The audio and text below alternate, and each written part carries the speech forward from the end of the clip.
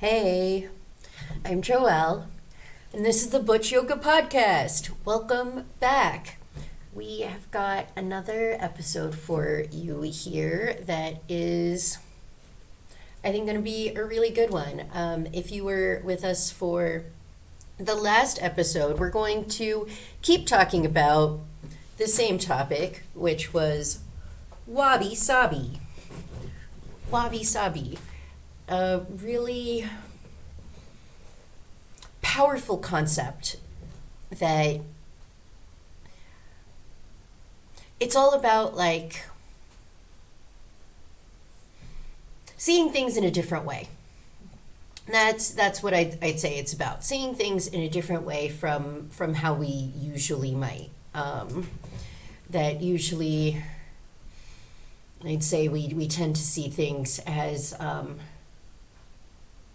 like that they could be better somehow in some way or another, that they could be better somehow. And Wabi Sabi says, nope, this is how it is and this is perfect. And I want to talk about that more because just there's something that feels like it could potentially be like it's spiritual bypassing, to just say like, oh, but things are perfect. And okay, I just said spiritual bypassing. What does that mean? I don't know if you've heard that term before, or maybe you've heard it before, but I just want to talk about what does that mean, spiritual bypassing? I don't have like an exact definition for you, but I'm just gonna talk about what I think that means. And we'll probably have like a whole other episode specifically dedicated to that topic because it really is, I think, a very important topic whenever we're talking about spiritual things because we just you want to be real about stuff. And like spiritual ideas are awesome, but they're not a way out of being in this like human reality that we're in. You know, it's not an like escape from it. And I think a lot of people want that. A lot of people want, I mean, like, surprise, newsflash, a lot of people aren't really into the whole being human thing.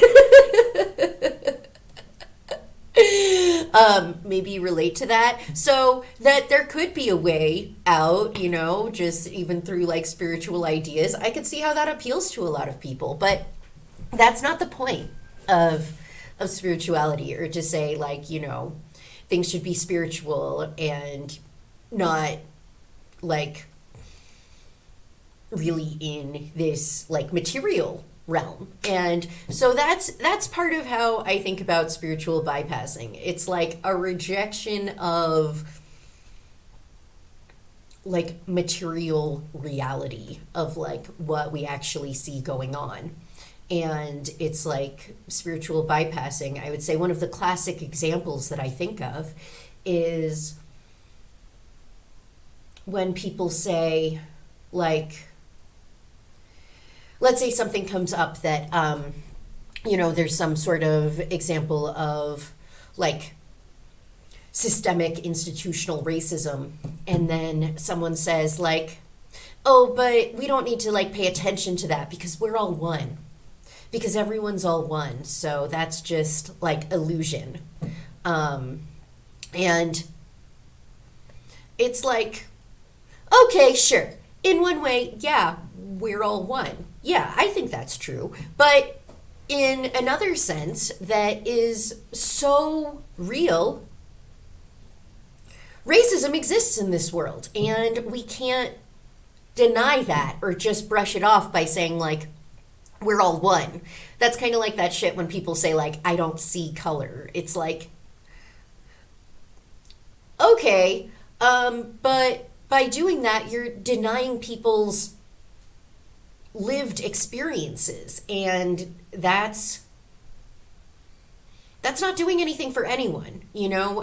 That's like, I think, actively harmful in,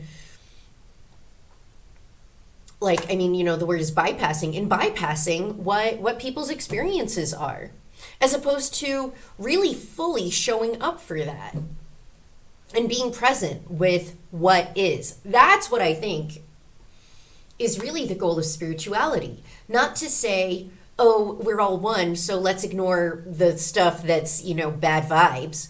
No, it's being able to be present with all of it.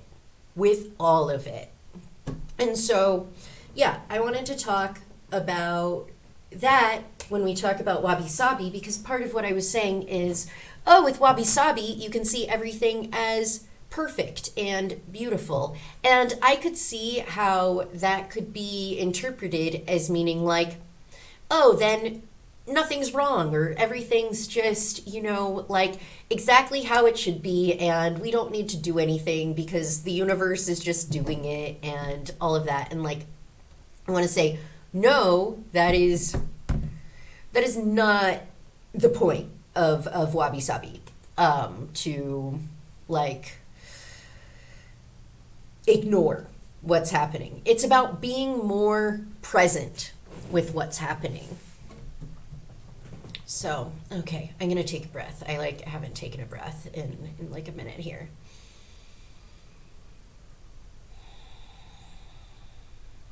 I invite you to take a deep breath here too, if you'd like. It's always nice to just take a deep breath and like recenter.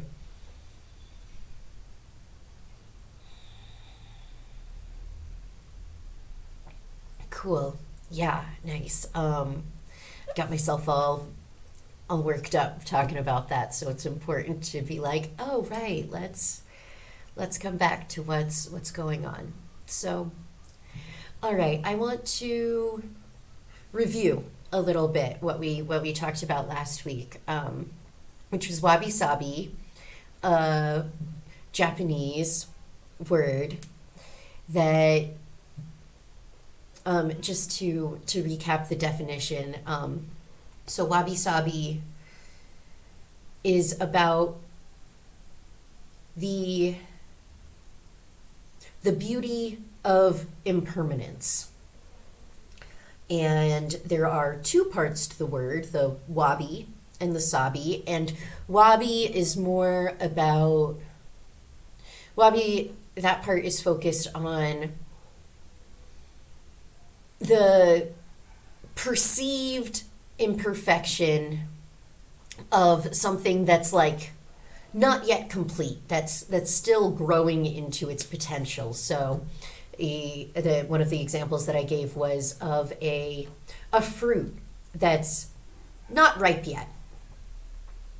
It's like there's nothing wrong with the fruit.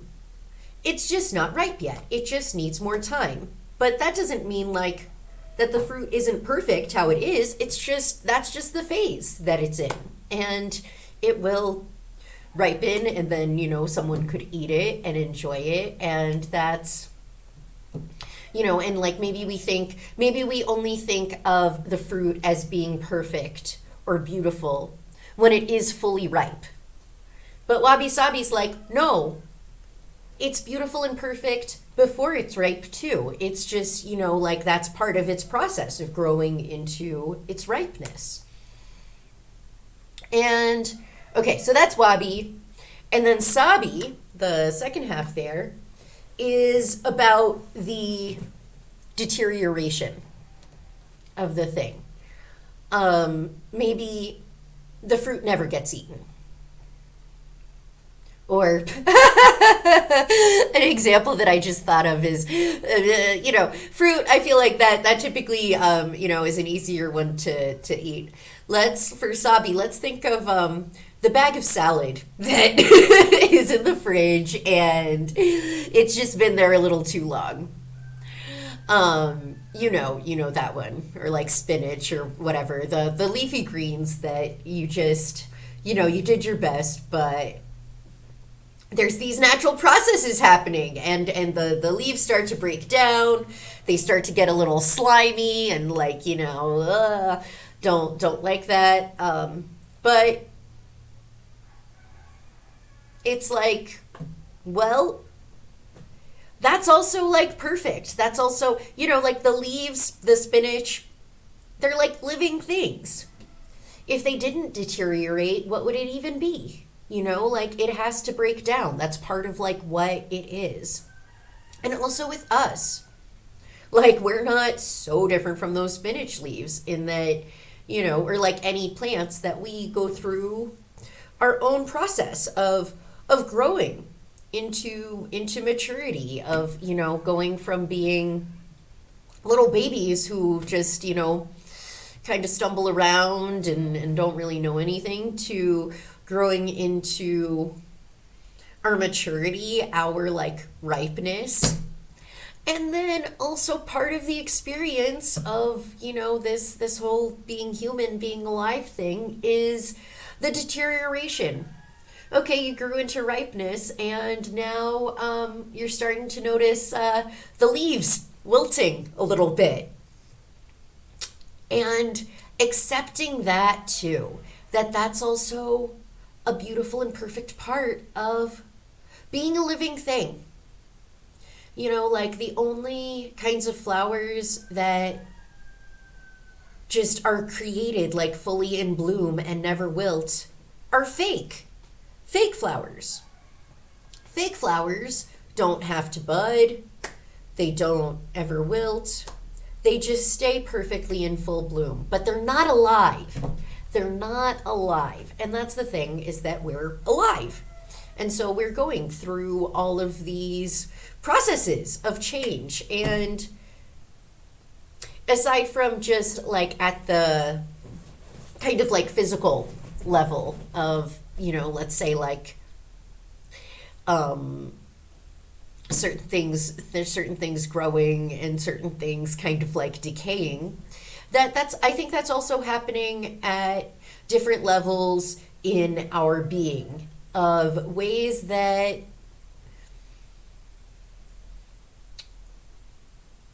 it's like different things that you get into. Like let's say, for example, like a yoga practice, that you can be growing in like your ability to, like, let's say, stretch further, and seeing that where you are with that, even if you're not stretching as far as you'd like, maybe you're not able to touch your toes, but that you can see how far you are able to stretch as being perfect for this moment. Okay, so that was a little recap of what we talked about last week, but I want to go more into this idea of like, what does that mean that things are perfect how they are? That sounds kind of like bullshit. Like that sounds like annoying. That sounds like not helpful. It's like, yeah, okay, sure, Joelle, everything's perfect, right, whatever. Have you looked around at what's going on? Because things sure don't seem perfect, do they? No, they don't. Like, I feel you. And that's why I talked about spiritual bypassing first, because I want to let you know that's not the point of saying like, oh yeah, things are perfect. It's like, no. No, that's not like what I'm trying to say, is that like everything is perfect in the world, and so there you go, that's that. Just believe that everything is perfect, and then doesn't that feel better? Like, no. No. Um so to go into it, it's not, I'm also not saying that things aren't perfect. But when we use the word perfect, Part of how I think about it is that, like, something that's perfect doesn't need to be changed anymore. Or, like, almost like you shouldn't change it anymore. Like, oh, it's perfect. Leave it just like that. Um, like, maybe if you have, like, a project you're working on, let's say, like a painting. When you get to the point of you're like, oh, now it's perfect, then you wouldn't want to make another brush stroke. You would want to just leave it how it is. Like, it's perfect, it's done, it's complete. But that's not the kind of perfect that Wabi Sabi is talking about. It's not, it's perfect, it's done, don't change it. Wabi Sabi is talking about the kind of perfect where it's like, oh, it's still changing. Can you, like, does that make sense as like a difference? It's like things are perfect in that they are still changing, they are still growing, they're still, everything's going through its process, and that it's like perfect along the way for that. So, like, to go back to the fruit example, like the fruit that's not ripe yet, it's not like I'm saying, like, oh, this is perfect, here, eat it. No, that's not the point. It's like, oh, this is perfect, this will be ripe in time. Does that make sense? That, like, that's like the difference there. Um, okay, I'm gonna take another breath here. Take a sip of water.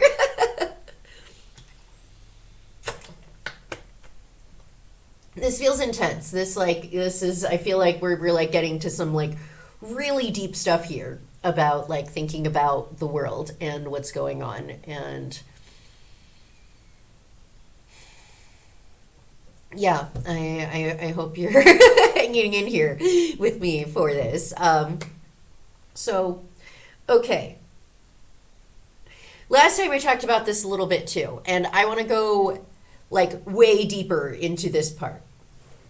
So, okay, with the fruit that's not ripe yet, it's like, okay, well, with time, it will become more ripe. But there's also stuff that you could do to affect that process. Like, of course, it just needs time, but there is also stuff that you can do. Like, I think with like some fruit, like if you put them in a paper bag, that could help it to ripen faster. Or if you put like a ripe banana by like by whatever fruit you're trying to get ripe. I think like somehow it's like chemically different like gases come off of it that like help the other fruit to like ripen too. So that's part of what we're going to go into, is that, while things are unfolding over time, we also have the ability to take action. There are things that we can do to affect the unfolding of these processes. Like, okay, in a garden, we're gonna stick with the plant examples because I think those really work as examples because they'll just grow anyway. Plants will just grow. You don't need to do anything. But also, if you are putting intention and care into a garden, you can influence the way that things grow. And that's like the kind of approach that we want to take with this concept of Wabi Sabi. That, like, yes, you can see that things will just happen and things will just grow, and it's like perfect how it is in this sense of like, it's just like doing its thing, like being its own thing. but you can also have an influence on it. So this this brings us to the idea of awareness. Awareness, which I was going to say, I don't think we've talked about it yet on the podcast, but we haven't talked about too much yet. This is only the fourth episode here, so there's a lot more for us to talk about still. But yeah, let's talk about awareness a little bit and what that is. Like, awareness, I think of it as knowing what's going on, being tuned in to what is happening. And there's so many like different levels of that. And you can talk about like body awareness of like noticing what's happening with your body. You could talk about like situational awareness, like if you're in a situation, like let's say, for example, crossing the street. That's a situation where you want to have some awareness of what's going on, like you're looking both ways, seeing if there's any cars coming or anything else, just any cyclists. Like that's awareness. So you want to know that the street is clear before you step out into it. That's like one kind of awareness. And a quote that I really love that's from Reverend Angel Kyoto Williams, who is a Zen Buddhist priest, and I'm pretty sure the only black lesbian Zen Buddhist priest who is out there, who is an ordained Zen Buddhist priest. And oh yeah, no, she's one of my spiritual icon, like role models. Just really appreciate her work so much, and something that I'll be quoting her a lot more throughout this podcast, I'm sure. So yeah, and just talking more about Rev's work. And one thing that they say is awareness activates agency. Awareness activates agency. First of all, love the alliteration there. That's just fun. But aside from that, what does that mean? That, like, when you're aware, you have more agency. What's agency? So, not agency like a company or something, but agency like the ability to act. That when you have more awareness, it gives you more of an ability to act in the world. That's so powerful. Like, you need to know what's going on before you can, like, do anything about it, really. And another kind of awareness that I just thought of, before I was naming the different kinds of awareness, like body awareness, situational awareness. Another kind of awareness that I think we talk about and that can feel really overwhelming is, at least to me, is now at this point in human history, we have so much awareness of what's going on all over the world, and so many like really challenging situations, so many struggles that people are having all over the world. Different, like, from natural disasters to the man-made ones. So many of those. So many things that people are doing that are just really making a mess. Making a big mess. And, we have so much awareness of this. And then that creates the possibility of doing something.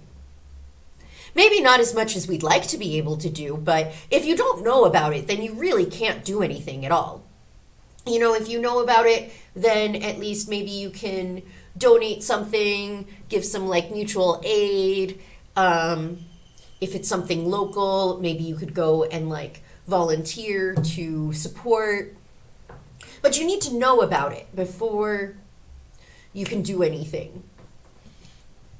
And aside from like big situations like that are like, some kind of like disaster or whatever kind of big thing like that, let's like scale it down to think about things in your life. Like things in your life. You need to know what's going on before you can do something about it. Like, for example, I'm going to go with a very personal example here. So I told you in the last episode that I was not able to do the podcast for a couple weeks because I was sick. I had parasites. And when I first got sick, I did not know that was what was going on. I thought I had a tummy ache. Like I was like, I don't feel good. And so I didn't really know what to do. I did usual things that I do when my tummy doesn't feel good. I like made myself some ginger tea, and I just let myself like watch Netflix on the couch. But like I could see that something else was going on. Like my body was giving me the awareness that something else is going on, but I didn't have the like awareness, like the knowledge of what it was. Like my body awareness was telling me like, hey, this is bad. And that made me take action of going to see a doctor and getting some tests done, some lab work to find out what was going on. If I didn't have that body awareness that things were so bad, I probably wouldn't have gone to see the doctor, but like because it was like, hey, be aware of this. Hi, this is you really got to pay attention to this. It like made me go take action of going to the doctor. And then getting more awareness. Oh, I got like the lab results, the test results to see like, ooh, yeah, you got some stuff going on there.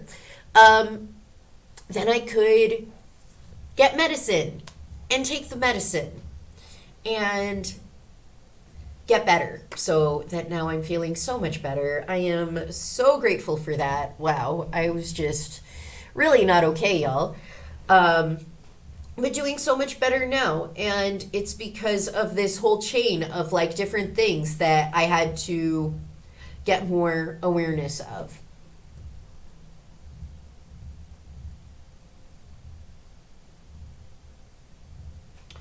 So, okay, that was my like personal example of like my experience. But let's take it back to the garden. Let's go back to the garden and thinking about like awareness there and how that lets us take action. So, all right. So imagine you're in the garden. This is like, little area of land you're taking care of. And what do you do there? You look, you notice what's going on with the plants in the garden. Are there weeds?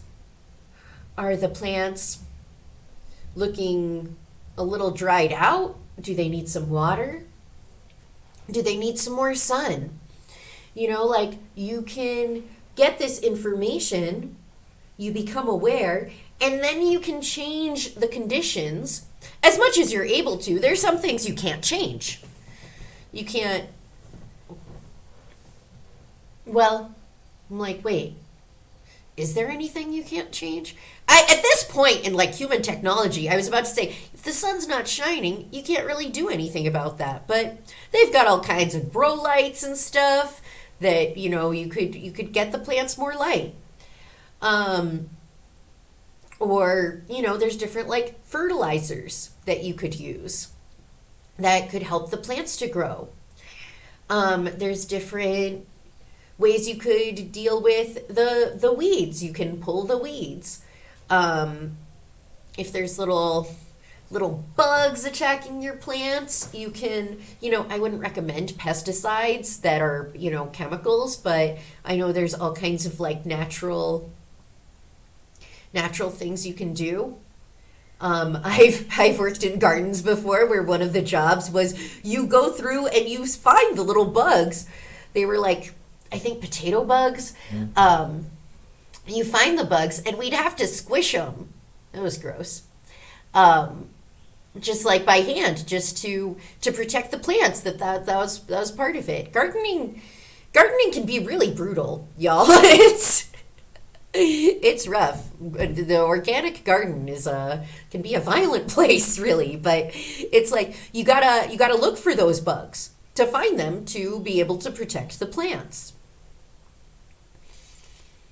And it's like you notice what's going on and you give the plants the care that they need based on what you notice. And it's like that with ourselves too, and with different situations in the world, that you can give yourself more of what you need or less of what you don't need based on what you notice. And this is the thing of coming back to that, like, things are perfect. It's not like things are perfect, so don't change them. It's like things are happening perfectly as they do, and that gives you information so that you can act.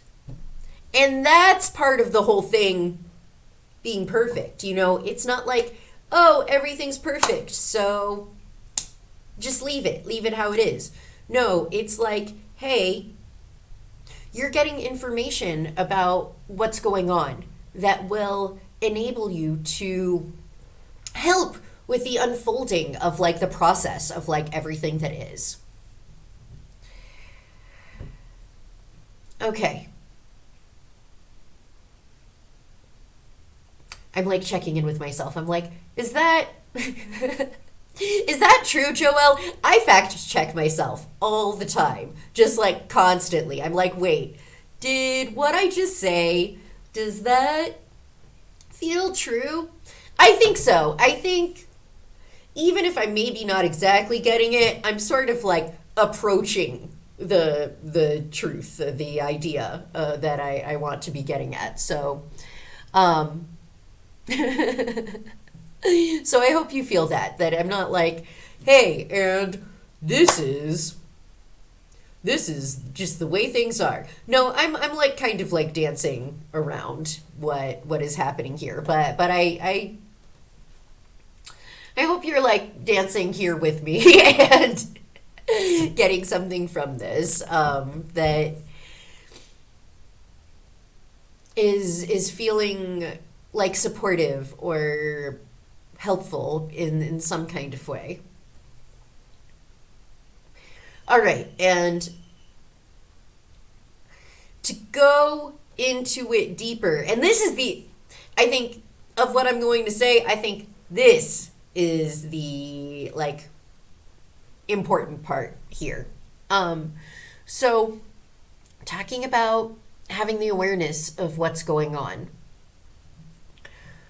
It's like you're noticing what's going on with you. We're going to bring this back like personal of like, as you are becoming aware of yourself and what you need, how you're doing. That part of the thing here of how you want to do that, part of the goal, I'd say, of like approaching this concept of Wabi Sabi as a spiritual practice is, aside from thinking of things as like perfect or whatever, I feel like that can be a really sticky kind of idea of thinking of things as perfect. That you're noticing things with love. You're noticing what's going on with you with a kind of loving sort of attention. So it's not just like that you're noticing like a scientist who is indifferent about the results or whatever. You're noticing more like in the example we gave last week of the caretaker who's watching the toddler take its first steps. They're not just like aware and noticing in the sense of like, they've got like a clipboard and they're like writing down, oh, the toddler took a step of 1 foot and then they kind of wobbled a little. And no, it's not like that. It's not just like this like pure rational awareness or something like that. The caregiver is noticing this toddler take these steps with so much love, with so much like affection and encouragement and support and like, hey, come to me, yeah, like, just so much sweetness. And to that caregiver, those wonky little steps that the toddler is taking, those steps are perfect. Even though they're very wobbly and, like maybe the baby like falls over and, doesn't even make it across the floor, but it's like each one of those steps is seen as being perfect, as this progress towards more completion, but without any criticism. Without saying like, oh, wow, toddler, you really suck at walking. Like, no, that's not the attitude. It's really an attitude of so much love and support and encouragement and affection.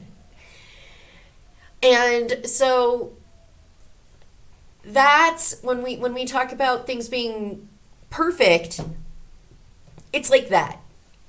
It's like thinking of yourself and what you're going through, whatever you're trying to do, kind of thinking of yourself in the same way as seeing that toddler. That you can see yourself trying and making attempts that might seem kind of wonky to you, but that you also are viewing it as like, like talking about like the idea of reparenting the inner child. Like, I don't know if you've ever heard that before, of like this idea of like that you're reparenting your inner child. That's part of how I think about it.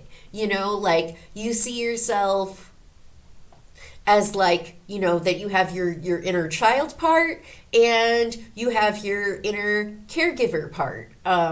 It's kind of like the idea of, I made a meme for Butch Yoga, gosh, almost a year ago, that it said like, be your own daddy. And that you have these parts that want to be cared for, And you also have these parts in you that can be so caring.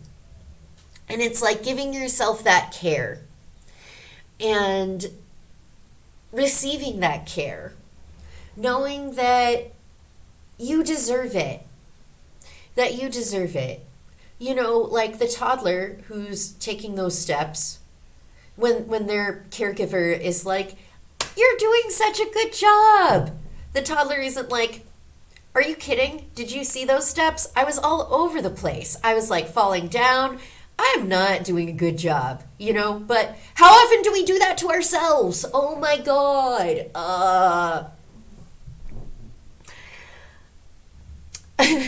I don't know if you could tell by the way I responded to that. I do that to myself all the time. You know, when it's like really like I should be appreciating that, hey, you're just taking baby steps right now and you're doing your best. And like I see that and like you're doing awesome and like keep going. But part of me can be like, no, I'm just it's all over the place. I'm not really doing a good job, am I? I should be doing better. Oh my God. Oh, that thought. I should be doing better. I don't know if that ever comes up for you. That is that really gets me with so much feeling like I should be further along with how things are going. I should be doing better. I should, yeah, just that it really messes me up. But it's so freeing to be able to be like, no, you couldn't be doing better than that. You're doing the best that you can right now. And things will get better as you keep going over time. You know, you'll learn more, keep growing more, and things will change. And like trust in that. Trust in the unfolding of the process. Excuse me. So, okay. That was really a big part of what I wanted to keep talking about with this idea of Wabi Sabi, of approaching yourself with love, with this kind of affection, and with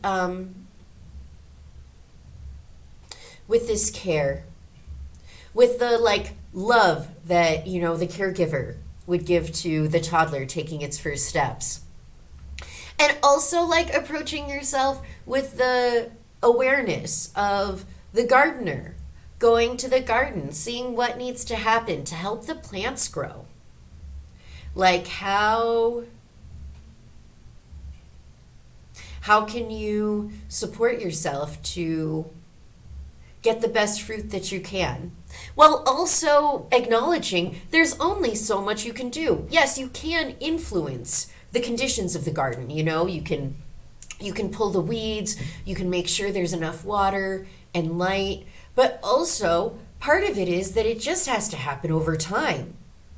Even with the things you can control, there's only so much you can do. Some of it just has to be left to nature, to the unfolding of time, to what happens there. And we're like that too. We're like that too.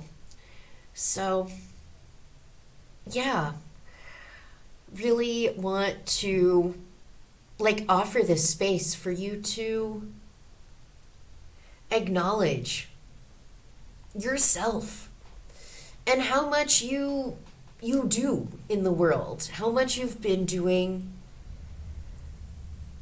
how you are like being yourself. And not only being yourself, but becoming more of yourself. That's like part of the process, is like we are in this just ongoing unfolding of who we are. That you are in this ongoing process of becoming more of who you are. And that's beautiful. That's amazing. That's, and it's perfect. That it's perfect. The way that that's happening is perfect, even if it might not seem like it. But yeah, we're really challenging our understanding of what the word perfect means. That it doesn't mean done. You know, like it doesn't mean that you're just, oh, you're perfect, so you don't have to change. It's like, no, you're perfect and you keep changing. Even in this moment, if you feel like there are things, like specific things about you that you wish were different, it's like acknowledging that even if those things can be possible or they're coming, or you have, like, let's say, like a surgery scheduled that you are looking forward to and like wanting for that to happen so that you can change your body in a way that's going to feel more perfect to you.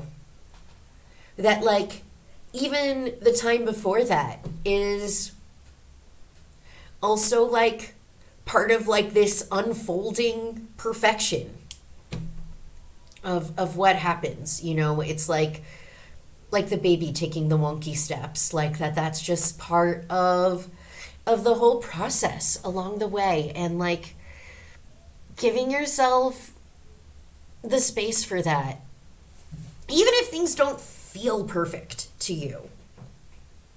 Like recognizing that, like, each phase, each like different like moment that you go through is part of this journey. And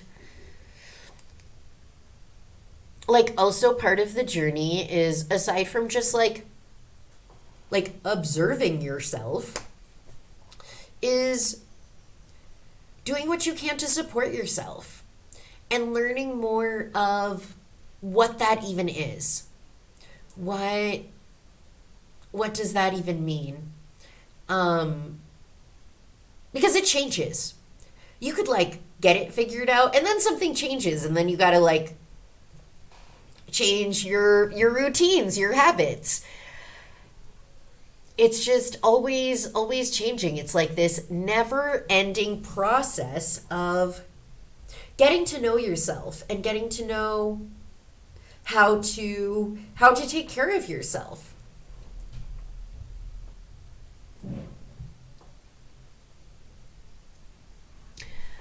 So, yeah.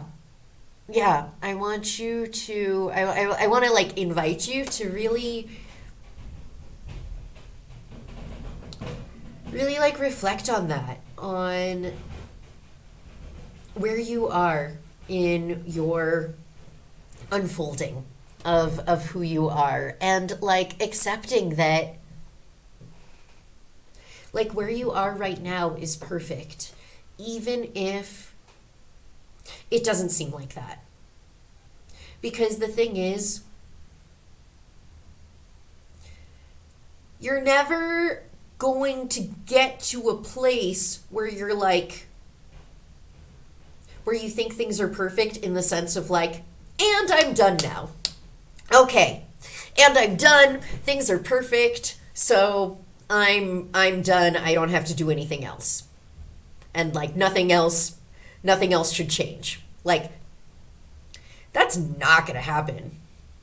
It's just not gonna happen. Things aren't done, with anything in life. Everything is temporary. Everything is temporary. Everything changes. Everything keeps changing. Gosh, I was just thinking, of thinking like, oh, could there be a point where people are like, and I'm done now. Now I'm done. And I was thinking of maybe like an athlete who is at the peak of their career, and they won all the gold medals and stuff, and they're like, cool, I fucking made it. I did it, like. But guess what? body doesn't stop there. You know, it's not like you get the gold medals and then you get to hit pause on what's happening with your body. No, it keeps going. It keeps going, and it's not like it becomes like less perfect after that. Maybe some people think of it that way. You know, maybe some people think, no, it's what's really perfect is to be at your physical peak. That's perfect. And then after that, I mean, even just saying physical peak has like this certain implication of like that's the best.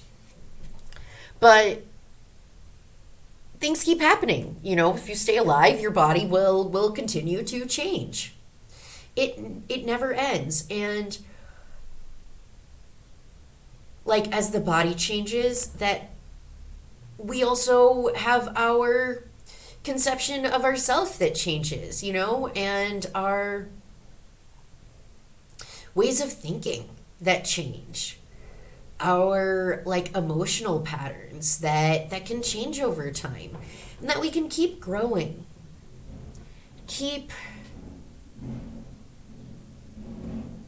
like learning more about who we are. Because yeah, that's the thing I think I mentioned, it's never done.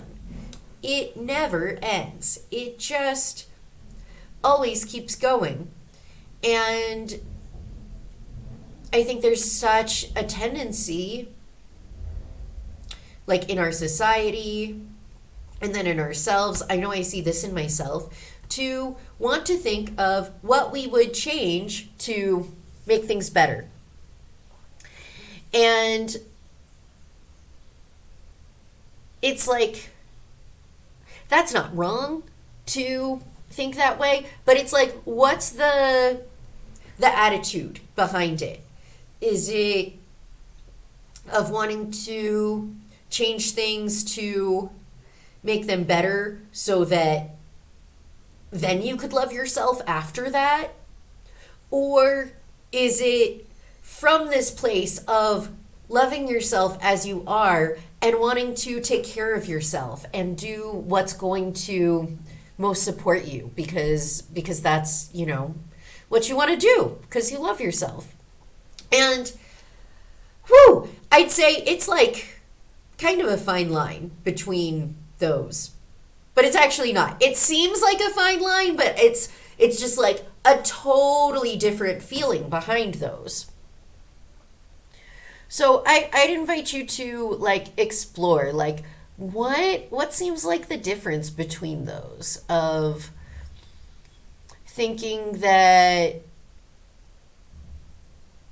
oh, if I changed this, then I'd be doing better, versus thinking like, hey, because I care for myself, I want to do this thing that will help me be doing better.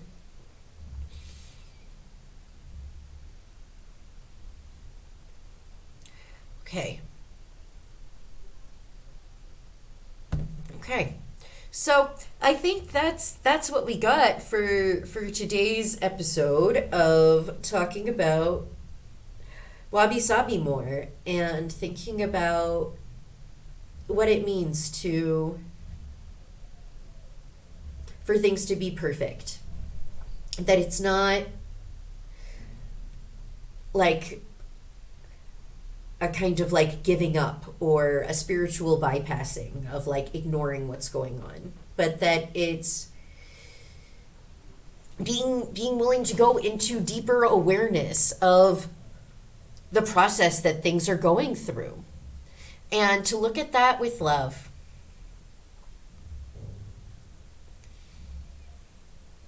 To look at yourself with love and be willing to bring more awareness to how you think of yourself, of what's going on with yourself, to be brave enough to really look at what's going on with you. I think it takes courage to confront ourselves and to see what's going on there. And I hope that this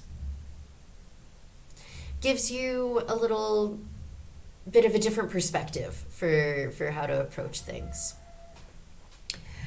Okay, so gonna wrap this one up for now, and oh my God, I almost forgot to mention there is a very exciting new thing coming from Butch Yoga.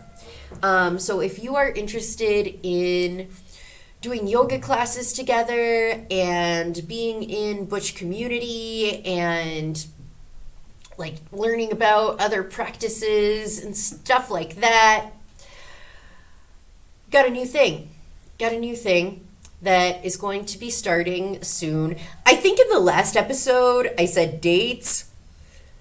I'm learning, probably shouldn't say dates before I'm quite sure of when things are going to happen, but it's going to be coming soon.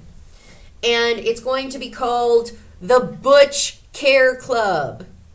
The Butch Care Club. So, all about taking care of yourself and being in community as we do that. And if you want to get more information about that, you can sign up for the wait list. You can find that at the URL is bit.ly, bit.ly /waitlist for, the number 4, waitlist for Butch Care Club. All lowercase, all lowercase. bit.ly /waitlist for, number 4, Butch Care Club. And if you just want to click on something, you can find it at the link in the bio on the Butch Yoga Instagram.